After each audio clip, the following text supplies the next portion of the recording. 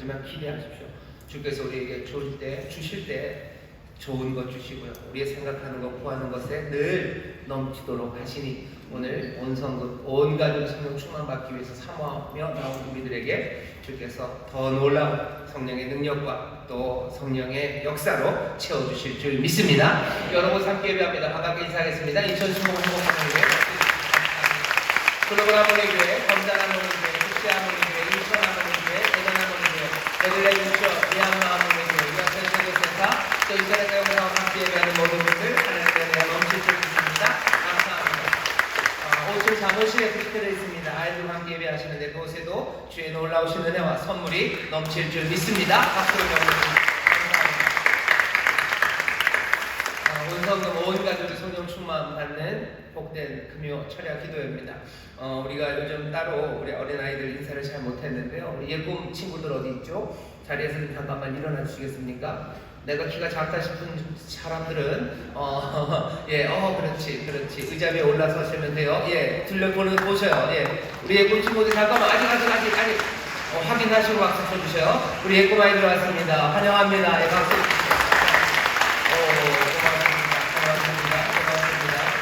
우리 교육자들은 뒤에 앉아도 돼요. 앉아도 됩니다. 우리 교육자들은 잘 기억해 주셔요. 예쁜 아이들 어디서 일어섰는지 아시겠죠? 이따가 기도할 때 다른 성도들 다 축복하기는 어려워도 우리 예쁜 아이들 꼭 가서 손 얹고 안수하며 기도해 주시기를 바랍니다. 자, 우리 중고등부 학생들 어디 있죠? 잘 있으면 잠깐만 일어나시겠습니까? 발코니 요 앞에들 아닌 척 해봤자 다 알아요. 예, 중고등학생들 다 일어나셔요. 아닌 척하고 있는 사람들 있는데 잠깐만 얼굴 확인하시고 저기 뒤에 발코니에도 있으니까 교육자들 잘 확인해 주시고 자, 우리 중고등학생들 뜨겁게 환영하겠습니다. 얼굴 한번 보십시오. 감사합니다. 네, 축복합니다. 자리에 앉아주세요. 자리에 앉아주세요. 금요철야에 우리 대학 청년들이 참 많이 옵니다. 우리 대학 청년들 자리에서 좀 잠깐만 일어나 주시겠습니까? 아닌 척 하지 마시고 일어나 주세요. 일어나 주세요. 감사합니다. 감사합니다. 우리 청년들 뜨겁게 환영하겠습니다. 감사합니다. 고맙습니다. 자리에 앉아주시고요. 제가 늘 해봤더니 여기 할아버지 할머니들 계셔요. 3대 손자 손녀 보신 분들만 좀 자리에서 일어나 주시죠. 깜짝 놀랄 만큼 젊은 분들이 일어나실 겁니다. 예, 할아버지 할머니들 일어나셔요.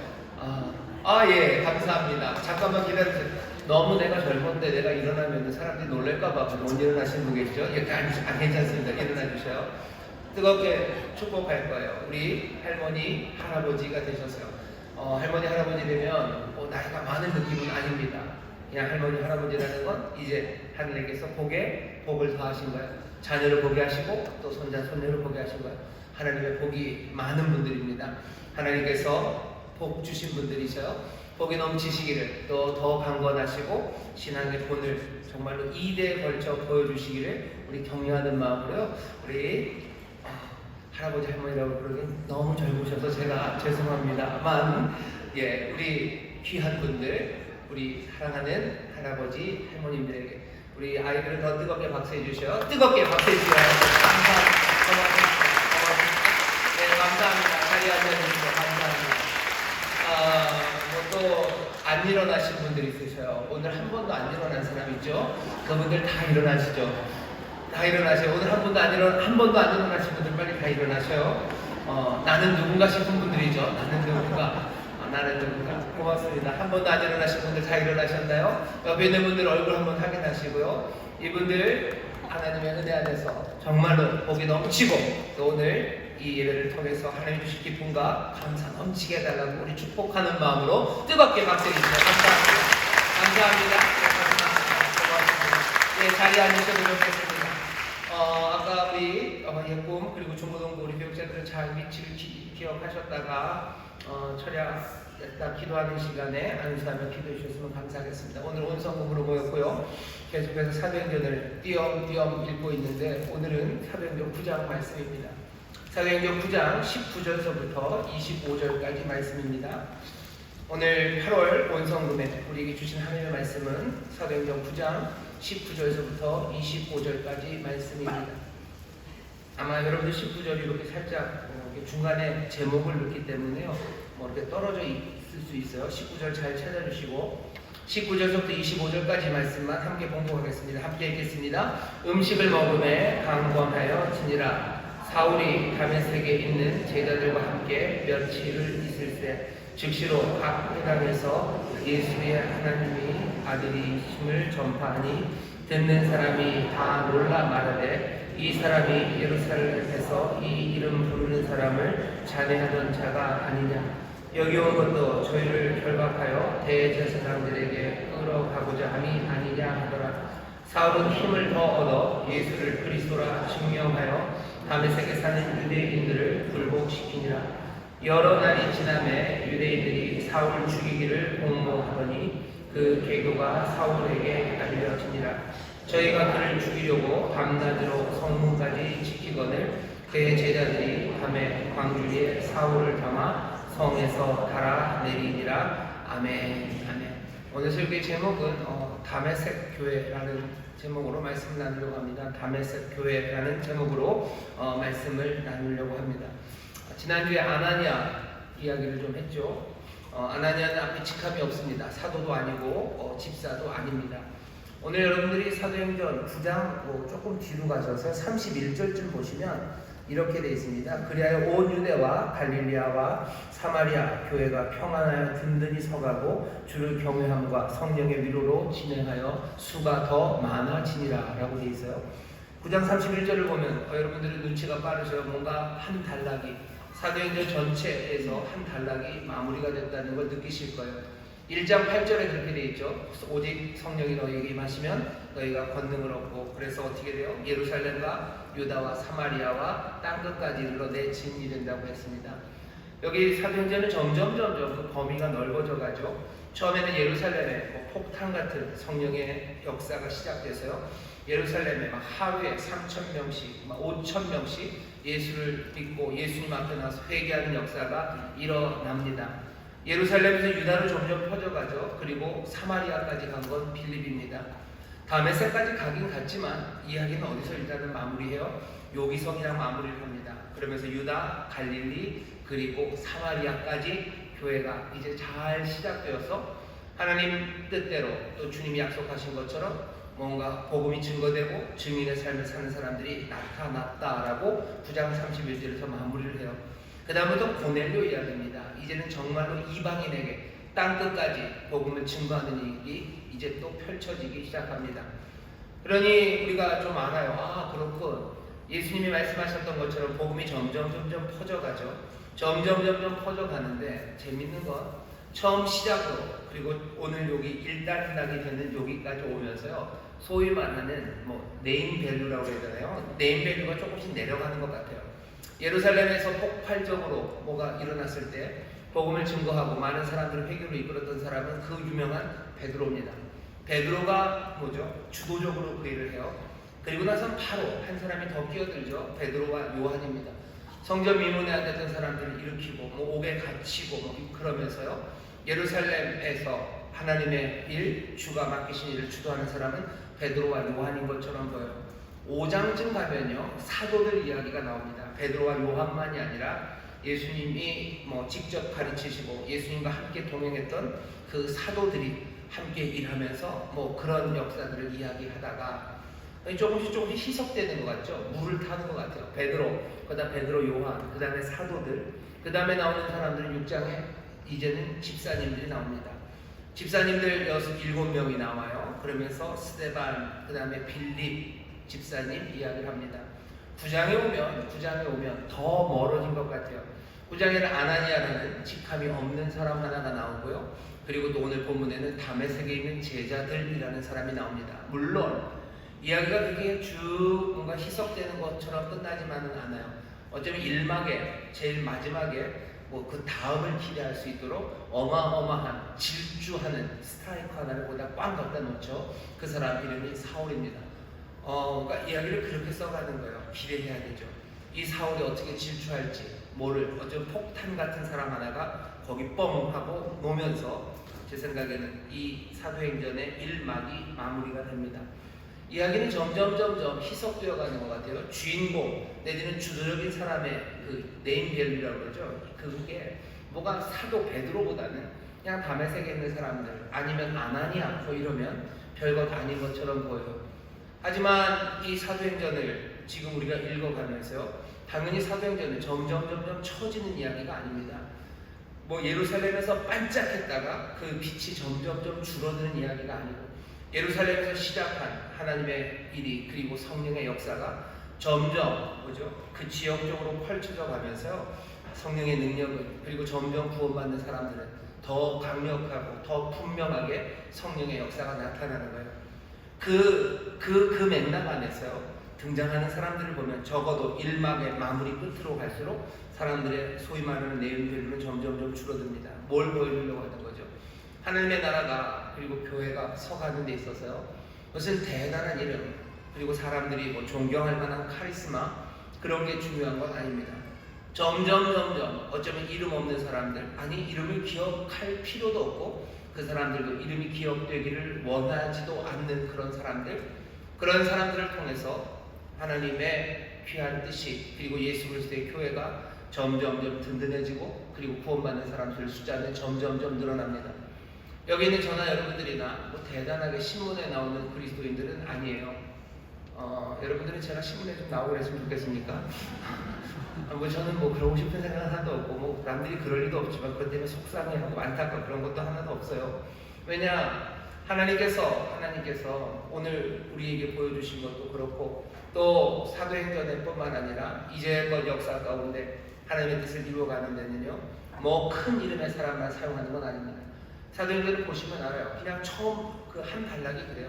이름의 밸류는 점점 줄어듭니다. 하지만 복음은 점점 더 왕성해져 가고요, 그리고 교회들은 든든히 섭니다. 오늘 설교의 제목이 다메섹 교회라는 제목으로 말씀을 나누려고 해요. 사도행전 1장부터 9장까지 우리가 쭉 읽어오는 동안요, 우리가 아직 이런 사람들을 만나본 적이 없습니다. 처음 만나보는 사람들이에요. 예루살렘 교회에서 사도 그리고 베드로 사도들의 엄청난 가르침 그리고 또 함께 예배하고 찬송하고 그렇게 또 서로 있는 것들을 나누며 사람들이 신앙생활을 잘한 이야기, 그 이야기는 우리가 들었어요.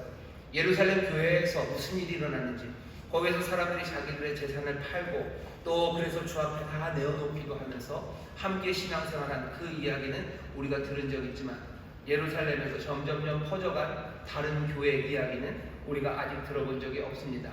하지만 여기 지금 다메섹에 몇몇의 제자들이 있어요. 몇몇의 제자들이 있고, 이 이야기가 끝난 제일 끝에 뭐라고 그래요? 주를 경외함으로써 성령의 위로, 그러니 유다, 갈릴리, 사마리아의 교회가 점점 평안해진다고 하면서 교회 이야기를 시작합니다. 교회라는 것을 말할 수 있을 것 같은 거예요. 왜? 다메섹에서 이제 한번 보았기 때문입니다. 자, 다메섹에서 어떤 일이 있었습니까? 우리의 눈에 팍 띄는 사람은 사울입니다. 지난주에 봤죠? 사울이 빛을 봐요. 다메섹으로 가는 길에서 어마어마한 빛으로 눈이 멉니다. 바울은 그때 사울이죠. 사울은 알아요. 누구시냐고, 주여 누구십니까? 라고 물었을 때 나는 네가 핍박하는 예수다 라는 그 말을 듣습니다. 바울은 음성을 들어요. 사울은 음성을 들어요. 그리고 분명히 봅니다. 누구를 본 거죠? 예수, 그 나사렛 예수를 본 겁니다.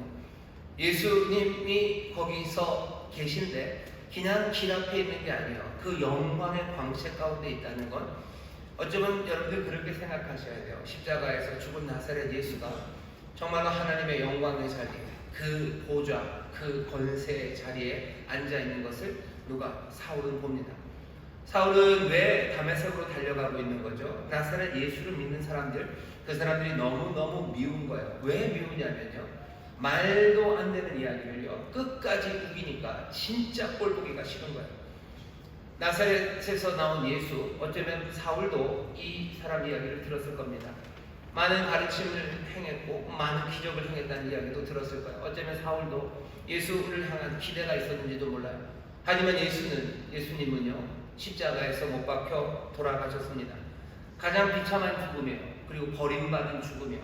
그리고 또 성경으로 따지면 저주받은 죽음입니다. 나무에 매달린 자마다 다 하나님 앞에 저주를 받은 사람이에요. 사울은 그거를 부정할 수가 없어요. 나사렛에서 온 예수, 이 사람이 어떤 일을 했건, 무슨 말을 했건 하나님 앞에 저주받은 사람, 비참하게 죽은 사람, 버림받은 사람, 불쌍한 사람일지는 모르겠어요. 하지만 이 사람을 하나님의 아들이라고 말하는 것, 이 사람이 메시아 그리스도라고 말하는 것, 그것은 사울은 도저히 참을 수가 없는 일입니다. 이건 우리를 모독하는 거예요. 내가 믿는 하나님을 모욕하는 거예요. 그리스도가 기름 부음 받은 구원자가 이렇게 연약하게, 이렇게 비참하게, 이렇게 하나님 앞에 저주받고 죽을 수는 없는데도 자꾸 이상한 사람들이 그 나사렛 예수가 하나님의 아들이라고 우겨대는 거예요. 그 사람이 그리스도라고 자꾸 우겨대는 거예요. 그러니 사울은 참을 수가 없습니다. 어떻게 이렇게 무시할 수 있어요? 어떻게 이렇게 모욕적일 수가 있어요? 어떻게 이렇게 진리를 부정할 수 있습니까? 그러니 사울이 질주하기 시작합니다. 사울은 마음이 뜨거웠던 사람인 것 같아요. 요즘은 이 사람 핫합니다. 아주 핫한 사람이에요. 그러니 질주하죠. 그냥 가만히 있을 수는 없어요. 스데반이 죽을 때만 해도 그냥 가만히 있었어요. 그때는 가만히 있었습니다. 가만히 죽는 곳에서 확인하면서 잘못됐으니 죽는다, 죽어도 마땅하다라고 침묵 가운데 용인했지만 그 일이 끝나고 나서도 여전히 예수 믿는 사람들이 예수가 그리스도이심을, 하나님의 아들이심을 계속해서 주장하는 걸 보고 더 이상은 참을 수가 없었던 것 같습니다. 사울이 질주하기 시작하죠. 그 질주하는 길에 누구를? 예수 그리스도, 살아계신 주님, 하나님의 영광의 보좌 우편에 앉으신 예수님을 만나게 됩니다. 만남은 부드럽지 않았어요. 그냥 달리는 사울 앞에 예수님도 그냥 달려오신 것 같아요. 그냥 쾅 하고 부딪힌 거죠. 질주하는 차 두 개가 꽝 부딪히면 그게 성할 리가 없습니다. 사울은 그냥 거기서 완전히 깨져버릴 수밖에 없어요. 주님께서 사울을 그렇게 만나셨어요. 그렇게 그냥 꽝 하고 부딪히며 만나셨죠. 우리가 지난주에 읽었던 말씀이 그 사울에게 찾아갔던 아나니아에 관한 이야기였습니다. 오늘 보시면 이 사울이요, 그렇게 만나서 예수님을 만납니다. 아나니아가 와서 정말로 기도하는 가운데 눈에 비늘이 떨어지고, 그리고 아나니아는 사울에게 세례를 줘요. 세례받은 사울, 그래서 새 사람이 된 사울은요, 가만히 있지 않습니다. 오늘 19절 보시면 음식을 먹음에 강건하여집니다. 일어나자마자 밥 먹고요, 힘을 냅니다. 그 다음에 사울이 다메섹에 있는 제자들과 함께 며칠을 있어요. 그냥 며칠 회복합니다. 그리고 며칠을 지냈을 뿐이에요. 그러고 나서는 20절 즉시로 각 회당에서 예수의 하나님의 아들이심을 전파합니다. 다메섹은 굉장히 큰 도시입니다. 오래된 도시예요. 구약 성경에도 계속해서 다메섹 얘기가 나옵니다. 좋은 방식으로는 아니에요. 그러니 이스라엘을 괴롭히기도 하는 이런저런 정치적으로 군사적으로 꽤나 큰 도시가 다메섹, 다마스커스입니다. 거기에 큰 도시이기 때문에 유대인들도 많이 살아요. 그 많은 유대인들이 있으니 많은 회당들이 있습니다. 사울은 어떻게 해요? 회당들마다 다녀 무슨 도장 깨기 하는 것처럼 회당들마다 다니면서 거기 있는 유대인들에게 예수, 나사렛 예수 십자가에 얼마 전에, 어쩌면 한 1년 전쯤 죽었던 바로 그 나사렛 예수가 하나님의 아들이라고 전파하기 시작합니다. 이 일이 얼마나 위험한 일인지 사울은 압니다. 이 일이 얼마나 무모한 일인지 알아요. 하지만 사울은 거기 그냥 그 제자들과 함께 가만히 있을 수 없습니다. 담대하게 전해요. 여기 사울은 다시 질주합니다.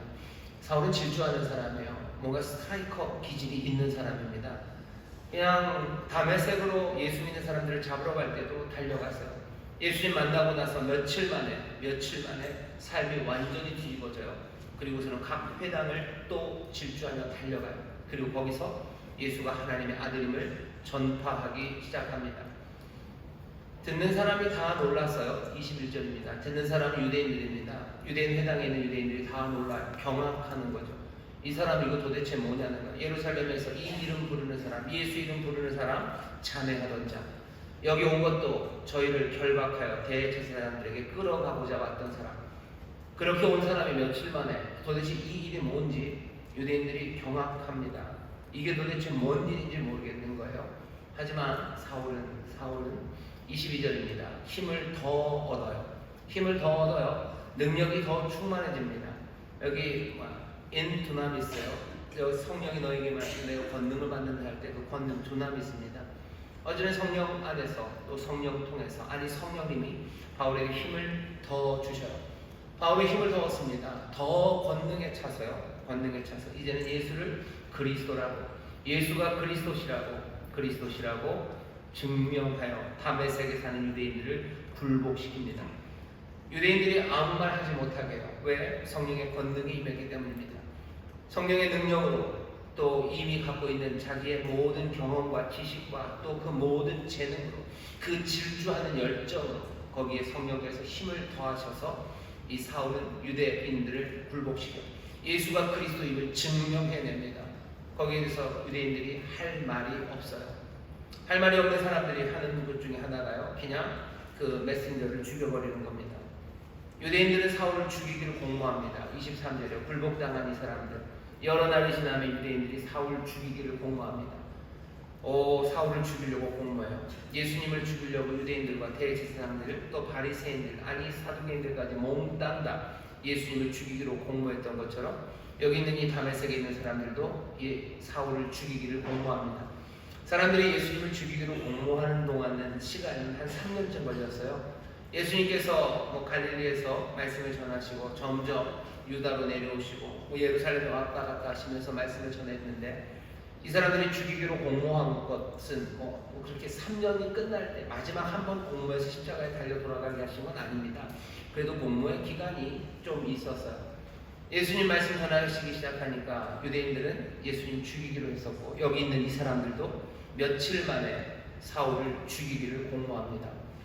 그런 거 보면 사울이 얼마나 뜨거웠던 사람인지 알아요. 그냥 며칠 만입니다. 며칠 만에 유대인들은 사울을 죽여야 되겠다라고 작정을 할 만큼 사울은 뭐하는 거예요? 그냥 질주하며 예수님이 하나님의 아들이심을, 또 예수가 그리스도이심을 증거하고 선포하며 그렇게 달려갑니다. 유대인들은 그냥 공모만 하지 않았어요. 그 공모를 실행에 옮깁니다. 그리고 그 사실을 사울도 압니다. 24절입니다. 그 계교가 사울에게 알려지니라. 저희가 그를 죽이려고 밤낮으로 성문까지 지키거든. 그냥 죽이겠다는 분노의 마음만 품고요, 그것들을 그냥 서로 나누면서 화만 내고 씩씩대고 있는 건 아니에요. 이 다메섹에 있는 유대인들은요, 실행력이 대단한 사람들입니다. 며칠 만에 아주 빠른 결론에 도달했어요. 사울을 죽여야 돼요. 사울을 죽여야 된다고 하면서 머뭇거리지 않아요. 그때부터 정말로 죽이려고 찾아다닙니다. 정말로 제대로 죽이기 위해서 밤낮으로 성문을 지켜요. 다메섹에서 못 나가는 거예요. 다메섹에서 끝장을 내주마. 그게 다메섹에 있는 유대인들의 결심이었고 공모였습니다. 다메섹의 유대인의 이름으로 죽이겠다는 거예요. 예서 끝내리라는 거예요. 다메섹은 뜨거운 도시였던 것 같아요. 정오의 햇빛이 찬란하고 뜨거웠던 것처럼 다메섹은 뜨거운 곳입니다. 질주하는 사람들, 그리고 그것들을 막아서면 부딪히는 예수님, 그 말씀을 듣고 분노하고 사례를 공모하고 사례를 위해서 그냥 바로 실행에 옮기는 사람들, 모든 것들이 그냥 불같이 움직이는 도시가 여기 다메섹입니다. 다메섹이라는 곳은 그랬었던 것 같아요. 사울도 뜨겁고 여기 다메섹에 있는 유대인들도 뜨겁습니다. 자, 이제 어떻게 됩니까? 유대인들이 죽이려고 작정을 하고 밤낮으로 성문까지 지킵니다. 25절입니다. 그의 제자들, 벌써 사울에게는 제자들이 생긴 것 같아요. 하지만 이 그의 제자들이 꼭 사울의 제자들이라고만 할 건 아닙니다. 여기 예수님의 제자일 수 있어요. 앞에서도 그냥 다메섹에 있는 제자들과 함께라고 19절에 얘기했던 바로 그 제자들입니다. 예수를 따르는 이들이에요. 그리고 하나님의 사람들입니다. 그의 제자들이 밤에 광주리에 사울을 담아 성에서 달아내립니다. 밤이었어요. 광주리에다가 사울을 집어넣어서 이렇게 밧줄로 내린 거죠. 성문을 지키고 있으니 성문을 뚫고 나갈 수 있는 힘은 없습니다. 사울도 그 힘이 없어요. 그리고 다메섹에 있는 이 제자들도 그 힘이 없습니다. 힘이 없어요. 성문을 뚫을 힘이 없어요. 그 유대인의 회당에 있는 유대인들을 다 물리치고 그 사람들을 꺾을 만한 공권력 그런 것도 없고요. 공권력에 무슨 기대서 그것들을 설득하고 그래서 문을 열 수 있는 만한 힘도 다메섹 교회, 다메섹의 제자들에게는 없습니다. 사울도 그런 것 없어요. 그런 것 없으면 싸움이라도 잘해서 옛날에 무슨 조자룡이 유비의 아들을 품에 품고 칼싸움을 해서 그 다리를 걷는 그런 식으로 뭔가 장군처럼 힘이라도 있었으면 사울이 그 성문을 뚫고 나갔을 텐데 그러지 못합니다. 사울도 약하고 다메섹 교회도 그냥 약합니다. 할 수 있는 건 광주리에 담아서 끈으로 그냥 성벽을 내려놓는 것, 그게 할 수 있는 일입니다. 사울 어떻게 돼요? 성문에서 달아내립니다. 그러고 나서는 사울은 도망을 갑니다. 예루살렘으로 도망가는 거예요. 그게 오늘 본문의 이야기의 끝입니다. 자, 오늘 여기에 이상한 사람들이 보여요. 질주하는 사울이 주인공인 게 분명합니다. 하지만 오늘 이 말씀 가운데는요, 앞에 없었던 사람들이 보여요. 빌립 집사님이 사마리아에서 복음을 증거할 때도 그냥 점치는 사람, 마술사 시몬 이야기만 있었어요. 그냥 성령을 받고 변화되는 사람들, 그런 이야기들 들었고, 거기 있는 사마리아 성이 하나님 앞에 나왔다, 그 정도의 이야기만 들었어요. 스데반 집사님도 마찬가지. 스데반 집사님 설교할 때 유대인들이 화가 나서 돌로 쳐 죽였어요. 예루살렘에 3,000명, 5,000명이 막 복음이 증거돼서 정말로 흥왕하고 예배하고 기도하고 서로 물건을 통용하고 나눴지만, 결국은 예루살렘에 큰 박해가 왔을 때 예루살렘에 있었던 많은 교인들은요, 도망가거나 아니면 신앙을 버렸습니다. 생각해 보세요. 하루에도 3,000명, 5,000명씩 주님 앞에 나왔다면 적어도 예루살렘 교회가 10,000명, 20,000명 이 정도 되지 않겠습니까? 하지만 그렇게 쉽게 되지 않아요. 시간이 조금 지나고 그 열기가 식고요, 유대인들의 핍박이 시작되었을 때 예루살렘 교회는 그 숫자가 다 유지되지 않습니다. 아마도 거의 10분의 1, 20분의 1로 줄어요.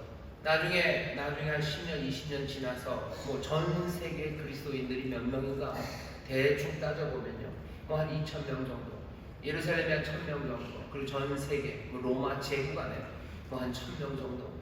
그러니 우리가 알고 있는 여러 교회들마다 10명씩, 20명씩, 어떤 데는 많으면 100명, 200명 있겠지만 그렇게들 교회가 서 있었습니다. 오늘 여기 우리가 읽은 9장에 이를 때까지 예루살렘 교회도 핍박 가운데 흩어지고요, 예수 믿는 사람 훅 줄었어요. 그리고 그 교회가 무슨 일을 하는지, 그 성도들이 도대체 복음을 증거하는 일, 복음이 증거되어서 그것에 포교의 대상이 되는 거죠. 그래서 예수를 믿고 예수님 앞에 나왔다는 이야기만 있지, 여기 있는 이 다메섹 교회, 이 제자들처럼 뭔가를 교회가, 그리고 이름 없는 성도들이 한 이야기는 없습니다. 일단 제가 읽기로는 없어요. 여기 처음으로 우리에게 보여주는 거예요. 한 막이 끝나기 전에 다메섹 교회라는 이 사람들을 보여줍니다. 사울이 음식을 먹어, 그리고 강건해집니다. 그냥 음식을 사울이 먹는 거죠. 그리고 강건해집니다. 이 음식은 누가 주는 거예요? 누가 줍니까? 여기 구체적으로 누가 줬는지는 안 나와요. 하지만 눈에 비늘이 벗어지고 아무도 연고 없는 다메섹에 와서 사울이 그 집가라는 거리, 유다라는 사람의 집, 알지도 못하는 사람 집에 그냥 그 손에 이끌려서 거기 간 거예요. 거기 가서 그렇게 있는 사람, 그 사람의 눈을 띄워주고 세례를 준 다음에 누가 음식을 먹입니까? 누구겠어요? 아나니아겠죠. 아나니아는 거기서 음식을 먹입니다. 예수님이 거기서 아나니아한테 주님이 음식 먹이고 보살펴줘라 그런 얘기 하지는 않으셨어요. 그냥 그 집가라는 거리, 유다라는 사람 집에 가서 거기 사울이라는 사람 찾아서 그 사람에게 얘기할 거 전해주고, 너 그 사람 기도 안수해서 눈 열어줘라, 그게 부탁한 바에 답니다. 하지만 아나니아는 가서요, 하라는 대로 그 일을 다 해요. 안수해서 눈을 보게 하고, 게다가 세례를 주고요, 그리고 또 이제는 음식을 먹이기 시작합니다. 질주해 왔던 사울이요, 3일간 어둠에 있었던 사울입니다. 이제 눈을 뜨고서 처음 바라보는 사람은 아나니아입니다. 아나니아라는 사람이 자기에게 음식을 먹여요. 아나니아라는 사람이 자기에게 주님의 뜻을 전합니다. 이 사람은 다메섹에 있었던 사람이요, 사울이 다메섹에 있는 그리스도인들을 잡으려고 왔던 바로 그 포획하려고 했던 그 대상입니다. 아나니아도 알고 사울도 압니다. 그런데 아나니아는 여기 있는 이 사울에게 음식을 먹입니다. 음식을 먹이고 이 사울이 앞으로 어떤 일을 해야 될지 하나하나 주의 뜻과 계획을 아나니아가 알려줍니다. 아나니아는 어떤 사람이에요? 아나니아는 음식을 먹이는 사람입니다. 아나니아는 곁에 있는 사람이에요. 여기 이름 없는 어쩌면 성도입니다. 집사도 아니고 사도도 아니야. 아나니아, 그냥 아나니아라는 경건한 사람이 음식을 먹이고, 그리고 또 곁에 있어요. 어디선가 많이 들어본 이야기죠. 예수님께서 제자들에게 살아가야 되는, 어찌 살아야 되는지를 우리에게 알리실 때 우리에게 보여주셨던 그 모습이 지금 아나니아에게서 나타납니다. 원수 같은 사람이고 자기를 핍박하고 잔해하는 일로 유명했던 그 사람에게 음식을 먹이고, 아나니아는 곁에 있습니다. 20절 보면 음식을 먹는 것 끝 아니죠. 20절에 보면 어떻게 되어 있습니까?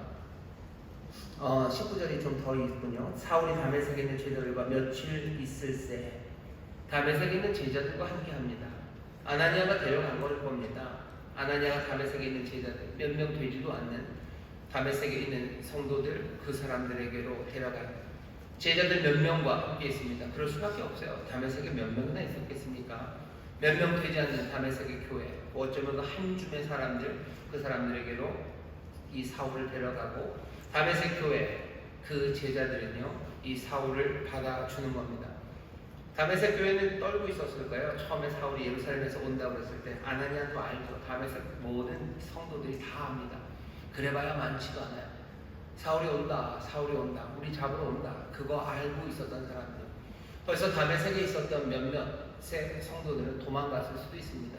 예루살렘에서 도망간 것처럼 이미 도망갔을 수도 있어요. 다메섹에 남은 사람들은 왜 남았을까? 모르죠. 잘 모르죠. 어쩌면 도망갈 만큼 달리기가 빠르지 않을 수도 있어요. 아니면 뭐 짐 싸들고 담보침을 짓고 떠나갈 만큼 건강하지도 않고 어디 가서 살 수 있지도 않기 때문에 떠나지도 못했는지도 모릅니다. 아니면 까짓 거 잡으면 잡혀라 라는 마음으로 나는 도망갈 수 없다. 아니 한 번 도망왔는데 예루살렘에서 온 사람도 있을 거예요. 내가 한 번 도망왔는데 또 잡으러 오면 또 어디로 가요? 내가 갈 수 없죠. 그러니 어쩌면 거기 있었던 사람들 다메섹에 남아있던 한 줌의 그 제자들 그 사람들 사울이 올 줄 알았던 그 사람들은요 이 사울을 지금 받아주고 있는 겁니다. 함께해요. 그리고 사울에게 힘이 되어줍니다. 사울은 이 사람들과 며칠을 있어요. 여기 꼭 그 얘기는 필요 없죠. 그냥 바로 어차피 이 질주하는 사울이 예수님 만나면 확 변해가지고 예수를 핍박하러 왔던 사람이 예수님 증거한다. 그냥 그렇게 하면 돼요. 하지만 그 중간에 이 이야기를 써놓는 겁니다. 음식을 먹고 강건해져요. 다메섹에 있는 제자들과 며칠을 함께해요. 그러고서 사울은 뭐합니까?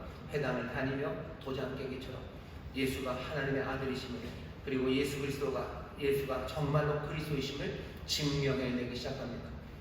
우리에게 주는 힌트죠. 여기 사람들이 있었어요. 여기 다메섹에 제자들이 있었어요. 음식을 먹이고 함께하는 사람들이 있었어요. 그리고 사울은 그전처럼 질주하기 시작합니다. 위협이 오죠. 어려운 핍박의 시간이 옵니다. 잡아 죽이려는 그 일 올 때 다메섹 교회는 슬쩍 빠질 수도 있어요. 사울 잡으러 오는 거지 자기들 잡으러 오려는 것은 아니죠. 그런데도 여기 있는 이 다메섹의 성도들은요 그 위협 앞에서 함께 그 위협을 감수합니다. 도망시키는 거예요. 함께 그 일을 합니다. 오늘 이 말씀을 준비하면서 저는 그런 생각 한 번도 해봤던 생각이 아닌데 그런 생각을 해봤어요. 뭐냐면 하나님이 이 위대한 사람, 이 위대하게 쓰실 이방의 임금들과 그리고 또 뿐만 아니라 이스라엘 사람들 그리고 세계 모든 민족에게 복음을 증거하기 위해서 하나님께서 특별하게 택하신 이 사울, 나중에 바울이라는 이름으로 주의 일을 전한 이 위대한 사도를 예수님께서 어디서든지 만나실 수 있어요. 근데 하나님은 그리고 예수 그리스도는 이 위대한 사도, 이 사울을 다메섹으로 가는 길에 만나셨습니다. 다메섹으로 갈 때 만나셨어요. 예루살렘에서 떠나올 때 그냥 그 문 앞에서 꽉 만나셨어도 돼요. 하지만 다메섹으로 가는 길에 만나셨어요. 그리고 이 사울을 어디다 맡기셨어요? 다메섹에 맡기셨어요. 다메섹으로 가는 길에 보게 하시고 거기서 기다리게 하지 않으셨어요? 다메섹으로 들어가게 하셨어요. 사울은 다메섹으로 들어가야만 했던 이유가 있습니까? 우리는 잘 몰라요. 그리고 여기 있는 이 사건에서도 분명하게 설명하지 않아요. 하지만 우리는 여기 있는 이 사건들 하나씩 보면서 처음 나타나는 현상, 처음 나타나는 이 공동체에게 눈이 갑니다. 어쩌면 하나님은 이 위대한 사도를 누구에게 맡기셨어요? 다메섹에 그 한 줌도 안 되는 한 줌의 사람들 그 교회에 맡기십니다. 아나니아와 그 제자들이 있는 그 교회에 이 위대한 사울을 맡기셔요. 사울은 나중에 바울이 돼서도 이 다메섹을 늘 기억합니다. 자기 인생에서 가장 중요한 일 중에 하나가 바울에게는 다메섹이죠. 다메섹은 자기의 영광의 순간으로 기억합니다. 고린도후서 11장에 보면요, 바울이 자기를 자랑해요. 비꼬는 거죠. 고린도 사람들이 하도 자랑을 해대니까 나도 한번 자랑해보겠다. 고린도에 있는 사람들이 고린도뿐만 아니라 그 당시에 사람들이 자랑하는 패턴은 늘 똑같습니다. 뭐 자기가 뭐 누구 밑에서 일했고 어떤 벼슬을 가졌고 뭐 뭘 했고 그래서 뭐 어떤 승리를 했고 뭐 뭘 쭉 그 패턴이 있어요. 바울도 자기도 한번 자랑 한번 해보겠다고 하면서 자랑을 늘어놓기 시작해요. 사람들이 기대하는 건 그런 거죠. 내가 무슨 벼슬을 했고 내가 누구랑 친하고 어디서 승리를 했고 내가 뭘 얻었고 내가 무슨 면류관을 썼고 그 얘기가 쭉 나올 줄 알아요. 하지만 바울은 자랑한다고 하면서 이것과는 전혀 다른 이야기 합니다. 무슨 이야기예요? 내가 얼마나 얻어맞았고 내가 얼마나 고생했고 내가 얼마나 죽을 뻔했고 그런 이야기를 쭉 해요. 놀리는 거죠. 니들이 그런 거 자랑하냐? 그거 자랑하는 거 아니다 하면서 쭉 얘기를 하다가 어쩌면 놀리는 것을 제일 마지막처럼 얘기하는 게 다메섹에서의 일입니다. 그냥 다른 데서는 다 익명이에요. 어디서 매를 맞았는지 말할 수도 있어요. 어디서 정말로 배가 파손했는지 얘기해 줄 수 있어요. 하지만 바울이 자기의 자랑이라고 하면서 자기의 역사를 쭉 훑으면서요. 다른 데는 지명 얘기 안 합니다. 일반적으로 얘기 맞았고 뭐 그랬고 하지만 제일 끝에는 다메섹 이야기를 합니다. 하지만 내가 또 마지막으로 자랑할 건 내가 다메섹에서요. 내가 다메섹에서 무슨 일 했대요? 내가 들창문으로 광주리를 타고 들창문으로 성벽을 내려왔었다고. 그게 내 자랑이라고 얘기합니다. 그것도 사실 놀리는 거예요. 왜죠? 로마 시대 성벽을 넘는 사람들이 있어요. 코로나 무랄리스라고 해가지고 코로나가 그 왕관입니다. 그 코로나 아니고요. 코로나 무랄리스 그러면은 무랄리스 성벽이요. 코로나 무랄리스 성벽을 넘은 사람들에게 주는 면류관 관이 있어요. 성벽을 넘는 사람이라는 건 전쟁을 하면요. 늘 로마가 쳐들어가죠. 그럼 지키고 있는 사람들이 성에서 지킵니다. 그러면 누군가가 그 성을 넘어가야지 뭐죠? 그 성이 함락되기 시작해요. 성을 넘어간다는 건 굉장히 위험한 일입니다. 용감해야 돼요. 용맹해야 돼요. 그러니 누군가 제일 먼저 성벽을 넘는 사람, 그 사람이 있으니까 로마가 이긴 거죠. 전쟁이 끝나고 그 승리를 축하할 때요. 코로나 무랄리스를 줘요. 누가 성벽을 제일 먼저 넘었는지 그 사람에게 줍니다. 근데 전쟁 중에 무슨 번호표 뽑고서 1번 시도하고 2번 시도하는 거 아니죠. 그러니 누가 성벽을 넘었는지가 애매합니다. 그러니까 사람들이 맹세를 하는 거야. 내가 거짓말하는 거 아니고 내가 먼저 넘었다고. 내가 성벽을 넘은 사람이라고 맹세하며 신 앞에 맹세하며 자기가 성벽을 넘었음을 말하면 그러면 로마는 그 사람에게 코로나 무랄리스 성벽의 관을 씌워줘요. 그건 정말로 용맹한 사람이 받을 수 있는 관이죠. 바울은 얘기합니다. 너희들이 코로나 무랄리스 성벽의 관을 자랑하겠지? 나도 성벽을 넘었다고. 나도 성벽을 넘었다고. 어떻게? 내가 다메섹에서 성벽을 넘은 적이 있다고. 그때 들창문으로 광주리를 타고서 내가 성벽을 넘었다고. 뭐요? 놀리는 거죠. 패러디입니다. 하지만 이건 그냥 단순히 패러디는 아니야. 바울은 어쩌면 정말로 그게 영광스러웠어요. 그러니 지금 말하는 겁니다. 다메섹에서 나는 영광스러웠다고. 다메섹에서 왜 영광스러웠어요? 코로나 무랄리스 그 성벽을 넘는 것. 약함으로 내가 성벽을 넘었던 것은 내가 살아가고 내가 따르고 나의 구원자가 되시는 내 주 예수 그리스도 다메섹에서 나를 만나셨던 바로 그분. 나는 그분에 대해서 다시 생각하게 된 거예요. 그분도 성벽을 넘었죠. 그분은 성벽을 어떻게 나오셨어요? 십자가 지고 온몸이 찢긴 채로 알몸으로 성벽을 나오셨어요. 성벽을 넘어올 때 용맹함으로 넘지 않으셨어요. 연약함으로 그 성벽을 나가신 분이 내 주님이셔. 그 영광을 사울은 봅니다. 자기가 약함으로 다메섹으로 자기가 지쳐 들어갔을 때는요. 그렇게 내가 성벽을 넘어올 거라고는 상상도 못했어요. 다메섹으로 내가 지쳐 들어갈 때 사울은요. 나는 내 강함으로 뭔가를 할 수 있는 사람이라고 생각했어요. 하지만 내가 다메섹을 이렇게 나올 줄이야. 왜 사울이 만감이 교차하지 않았겠습니까? 남자가 이렇게 도망간다는 게 얼마나 창피합니까? 광주리를 타다녀. 하다못해 성벽에서 뛰어라도 내든지 아니면 특공대원들처럼 랩을 하는 거죠. 이렇게 줄이라고 타고 내려오고 그래야 되는 거 아닙니까? 근데 광주리를 타고 내려온 거예요. 이 약함의 약함이죠. 나는 정말로 약한 사람이 되어서 내려왔어요. 그런데 바울이 고린도후서 11장에서 말하는 것처럼 나에게 그런 영광이 있다고 말하는 사람, 그 사람이 바울입니다. 그러면서 뭘 기억해요? 다메섹을 기억해요. 다메섹에 있는 교회는 어떤 교회입니까? 약한 교회예요. 약합니다. 유대인의 회당을 그 세력을 진압할 수 있고 제압할 수 있는 힘도 없고요. 다메섹의 공권력을 움직일 만한 어떤 공적인 힘도 없어요. 하다못해 뇌물로 성문 지키는 사람 뭐 그렇게 해결할 만한 연줄도 어쩌면 돈도 없었나 봅니다. 있는 거는 광주리밖에 없어요. 광주리밖에 없고 이 사람들이 믿을 건 그냥 밤입니다. 광주리 그리고 밤, 그게 다메섹의 교회가 의지할 수 있는 전부 다였어요. 약한 다메섹 교회입니다. 하지만 우리가 이 사도행전에서 다메섹 교회라는 어쩌면 처음 나타나는 제자들의 일군의 무리들, 그들이 하나님의 말씀 또 예수 그리스도의 뜻을 따라서 복음의 진보와 그리고 교회를 세워나가는 그 일에 이 사람들이 어떻게 쓰임받는지 이야기가 첫 번째 막에 제일 마지막에 우리한테 사울을 통해서 어마어마한 일을 보여주기 위해서 뭐죠? 그 암시처럼 복선처럼 꽝 하고 깔아놓는 그 자리에 그 배경은 여기 있는 이 다메섹 교회입니다. 다메섹 교회가 아나니아가 해서 약하지만 음식을 먹여요. 약하지만 함께합니다. 약하지만 힘이 되어줘요. 약하지만 어려움에 도망가지 않고 거기서 버텨내는 사람들. 하나님 맡기신 일에 그것보다도 더 넘치게 기쁨으로 순종하는 사람들. 하나님의 말씀이 무엇인지 분명히 알고 그것들을 한 점 더하거나 빼는 것 없이 확인해 주는 사람들.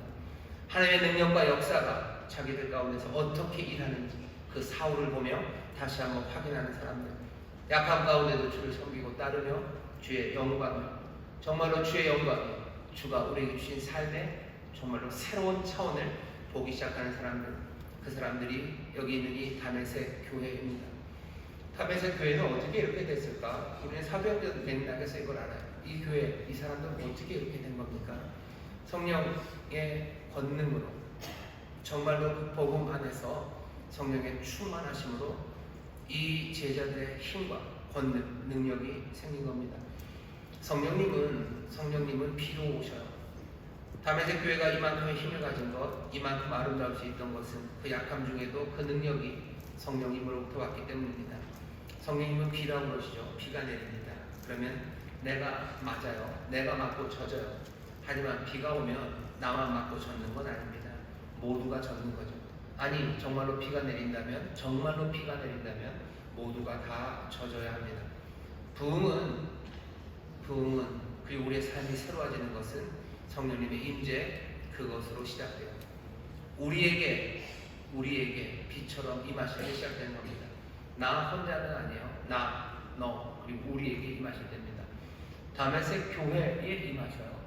우리가 이제껏 봐왔죠. 스타플레이어들, 어쩌면 베드로, 요한, 우리가 이제껏 봐왔던 거는 스테반, 또 빌립 집사님, 이런 사람들을 주포해왔어요. 하지만 이제 일막의 제일 끝에요. 여기 제자들, 몇 명의 제자들이라는 작지만 분명한 성령의 권능으로 새로운 공동체, 새로운 힘을 만들어내는 이 사람들을 우리에게 보이십니다. 그래도 뭔가 스타 플레이어가 필요한 것 아닙니까? 그렇죠. 스타 플레이어가 와야 될 겁니다. 성령의 놀라우신 능력과 또 인도하신 가운데 하나님께서 역사하시기 위해서 누군가를 들어 사용하실 거예요. 하지만 여기 다메섹 교회는요, 아무 이름, 특출난 건 없어요. 그냥 여기 이 믿음의 공동체가 하나님의 역사를 함께 감당해 나가고 있습니다. 요새 그 메이저리그 사커죠. MLS인가요? 거기 메시가 장난이 아닙니다. 어마어마하더라고요. 꼴찌팀이 리그컵도 우승을 하고 US 오픈컵도 지금 결승에 가고 지지 않는 팀이 되어버렸어서 와, 메시 대단하다 그렇게 생각하면서 봤는데 이렇게 스포츠 뉴스 이렇게 그 메시 축구하는 걸 이렇게 쓱 보다가요, 그냥 아는 얼굴을 봤어요. 아는 얼굴이 누구냐면 부스케츠라고 아시나요? 세르히오 부스케츠. 그리고 보니까 조르디 알바도 있고요. 이번에 그 마이애미 팀이 메시만 들어간 건 아니더라고요. 부스케츠 그리고 또 알바, 그래가지고 스페인 대표 하던 친구들, 오래된 애들입니다. 애들이 아니고 선수들입니다. 그냥 한 번에 싹 다 들어가더라고요. 그러니까 이기는 것 같아요. 메시 혼자서는 아니었을 겁니다. 그걸 보면서 그랬네, 메시 혼자는 아니었네, 부스케츠도 있고 알바도 있었네, 그런 생각이 그냥 얼핏 들었어요. 사울 혼자 아닙니다. 다메섹이라는 교회가 여기 있어요. 오늘 여기 우리 온 가족이 성령 충만 받기 위해서 왔습니다. 오늘 우리가 기도해 좀 특별하게 기도하고 싶습니다. 성령이 비로 내리실 거예요. 비로 내리시는데 나만 젖는 비는 없습니다. 우리 모두가 젖어야 돼요. 우리 교회를 위해서 기도해 주시오. 우리 교회가 다메섹 교회처럼요, 정말로 넘치게 순종하는 사람들, 함께 먹이고 영접하고 책임지는 사람들, 분명하게 하나님의 말씀을 확인하고 전하는 사람들, 하나님의 능력과 역사를 함께 보는 사람들, 그리고 약함 가운데도 하나님의 영광을 보는 그런 사람들, 그런 교회가 되기를 위해서 기도할 겁니다. 성령님 우리에게 비처럼 임하여 주셔서 나를 하나님의 권능으로 채우시고 우리를 하나님의 권능으로 채우셔서 정말로 하나님의 복음을 증거하고 또 예수 그리스도의 몸된 교회가 점점 더 이 땅에 풍성하게 되어가는 일에 쓰임받는 그 몇몇의 제자들, 다메섹의 그 제자들처럼 주여 이 인천에 그 하나님의 역사를 감당하는 교회 되게 하여 주옵소서. 기도할 거예요. 기도하는 바는 하나님께서 사울을 다메섹 교회에 맡기시는 것처럼 하나님께서 많은 영혼들을 우리에게 맡기시는 그런 교회가 되기를 바랍니다. 질주하는 사울을 다메섹으로 보내셨어요. 질주하는 사울을 예수님께서는 다메섹에서 만나셨어요. 질주하는 사람들, 소망 잃은 사람들, 복음이 필요한 사람들, 예수 그리스도를 만나 정말로 삶이 변해야 되는 그 사람들을 주께서 우리로 보내시기를 바랍니다. 여기 다메섹 교회로 사울을 보내셨듯 정말로 삶이 변해야 되는 사람들, 그 주께서 사랑하신 이들을 믿고 맡길 수 있는 교회, 모두가 다 성령의 충만한 가운데 순종의 마음과 그리고 굳건한 믿음으로 얼마든지 환영하고 그리고 먹이고 함께 아파하는 약한 가운데서 영광을 보는 그런 교회. 우리 교회가 뭐 강함 가운데 영광을 본다면, 강함 가운데 영광을 본다면 하나님께서 상한 심령들과 망가진 인생들을 맡기기가 어려울 겁니다.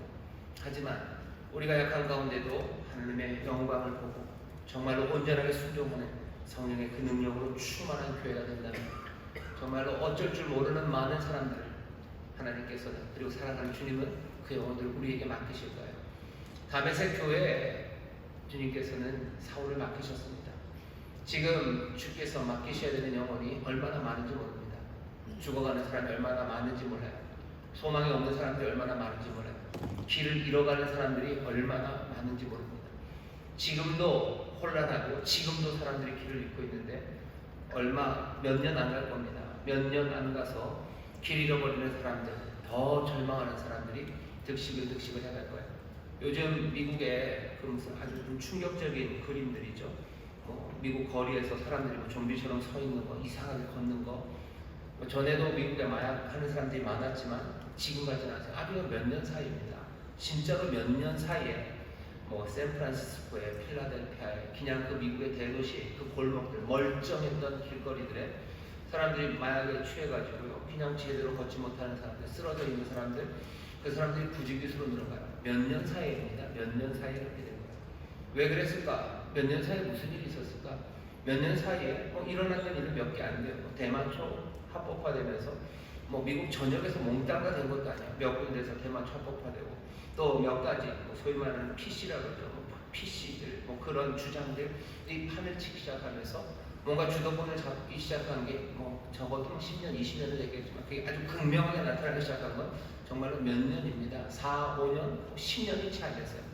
10년이 채 안 됐는데 벌써 미국에는 그렇게 걸어 다니기 시작합니다. 대한민국의 여러 가지로 우리에 있는 상처들, 아픔들, 문제들이 그 증상이죠. 심텀처럼 나타나는데 그 중에 하나가 마약 문제일 겁니다. 아이들, 고등학생들이 마약을 사고 판대요. 마약으로 돈을 벌려고 한대요. 그 얘기는 수요가 있다는 얘기예요. 심심치 않게 벌써 이야기가 들리죠. 마약 먹고서 운전하다 길거리에 차 세워놓고 그냥 쓰러져 자는 인간들. 지금 이제 그렇게 슬슬 나오기 시작하는 거 몇 년입니다. 아주 몇 년 안에 우리도 어쩌면 여기 이 길에서 아니면 저 길에서 좀비처럼 쓰러져 있는 아이들, 그리고 그런 청년들, 어른들 우리가 보게 될 수 있습니다. 이게 만만한 이야기는 아니에요. 주께서 사랑하는 영혼들입니다. 긍휼히 여기시는 영혼이에요. 이 사람들을 누구에게 맡깁니까? 누구에게 보냅니까? 도대체 예수님은 사울을 어디서 만나야 사울이 정말로 이렇게 돌봄을 받고 기도받고 세례받고 힘을 얻어서 주의 영광, 그 기억하는 약한 가운데 주의 영광을 보며 평생 주를 따라 살아가는 그 삶으로 만들 수 있는 곳은 어디입니까? 주께서는 다메섹 이곳을 택하신 것 같아요. 사울은 다메섹으로 가는 그 길에서 예수님을 만나야 돼요. 주께서는 다메섹 그리로 사울을 보내십니다. 우리 교회가 주님 맡기시는 교회가 되기를 바랍니다. 나 한 사람이 아니라 우리가 정말로 성령의 비, 성령의 임재가 가득한 교회가 되어서 아나니아 같은 제자들이 있는 다메섹 교회, 그 교회처럼 주께서 영혼을 맡기실 수 있는 교회가 되기를, 정말로 약한 가운데 하나님의 영광을 함께 보고 순종, 기쁨의 순종과 분명하게 하나님의 말씀을 확인하고 전할 수 있는 사람들, 그래서 하나님의 능력과 역사를 함께 보며 또 기뻐하고 감사하는 그런 교회가 되기를 바랍니다. 오늘 우리 온 가족이 성령 충만 받기 위해서 기도해야 돼요. 우리 온 교회가 성령 충만 받기 위해서 기도할 때 여러분 그렇게 기도해 주시기 바랍니다. 주여, 우리 교회가 다메섹 교회처럼 주께서 사울을 맡길 수 있는 교회, 질주하는 사람들을 맡길 수 있는 교회, 정말로 소망 있는 사람들을 맡길 수 있는 교회, 복음 필요한 사람들을 맡길 수 있는 교회, 예수 그리스도를 통해서 삶이 바뀌어야 되고 변화되어야 되는 그 불행하고 불쌍한 영혼들, 주가 사랑하시는 이들을 맡길 수 있는 그런 교회가 되기를 원하오니 성령님 우리 가운데 빛처럼 임하시사 우리 모든 사랑하는 성도들, 우리 인천 순복음교회가 다메섹 교회처럼 그렇게 복음을 위해, 교회를 위해, 또 주님을 위해 쓰임받는 교회되게 해달라고 우리 간절히 기도하실 때 성령께서 정말로 빛처럼 성령 충만으로 우리 가운데 임하시사 우리를 정말로 하나님께서 기뻐 사용하시는 예수 그리스도의 몸된 교회, 우리 주님 머리 대신 주님의 일을 감당하는 교회 되게 하실 줄 믿습니다. 기도하겠습니다. 하나님 감사합니다. 불길 같은 성령으로 우리에게 충만하게 하시옵소서. 나만 젖는 것 아니라 우리 모두가 다 그 주의 은혜, 성령의 기름 부으심으로 충만하게 젖어 정말로 다메섹 교회처럼 주께서 영혼들을 맡기는 교회, 주께서 정말로 사랑하시는 자, 긍휼히 여기는 자들을 맡기시는 교회 되게 하여 주옵소서. 약한 가운데도 영광이 드러나는 교회, 아버지 하나님의 기쁨으로 더 넘치게 순종하는 교회, 분명하게 주의 뜻을 확인하고 전할 수 있는 교회, 아버지 하나님의 능력과 역사를 함께 보는 귀한 교회 되기를 원하오니 오늘 이 밤 성령 역사하시사 주여 우리를 새롭게 하여 주옵소서. 감사드리며 예수님 이름으로 축복하며 기도하옵나이다. 아멘.